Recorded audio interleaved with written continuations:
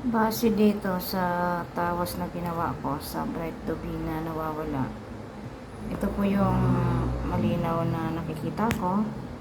Ito po yung si Shaira ba ito.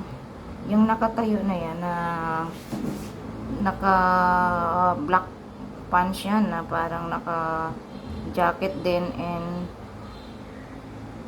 ayan o, nakatayo siya parang naka jacket then naka black pants siya yan, yung nakatayo na yan.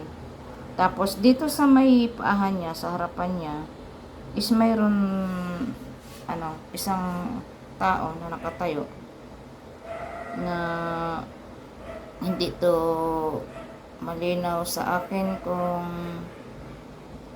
tao talaga ito or nilalang. Kasi kung makikita nyo parang may kuweba kung saan siya nandoon. Ayan yung pinupukusan po ng video. Ayan po ay kuweba po yan Ito siya nasa may sa may bukaan. Nasa may bukaan siya ng kuweba. And then mayroon isa dito. Ayan yung makikita niyo yung baba na yan is pwedeng tao po ito or pwedeng nilalang. Ayan. Basta ang malinaw po dito is nasa isang siya nasa isang kuweba. Ayan. Ayan po.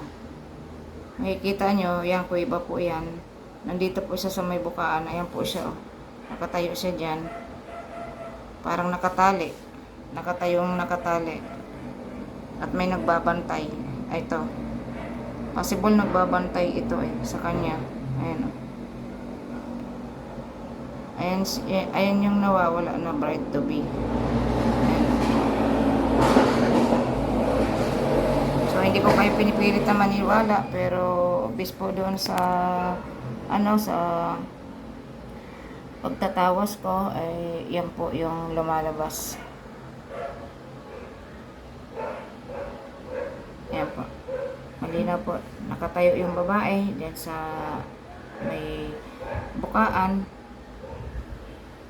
At meron sa kanya nagbabantay. Ayan. Parang nasa isang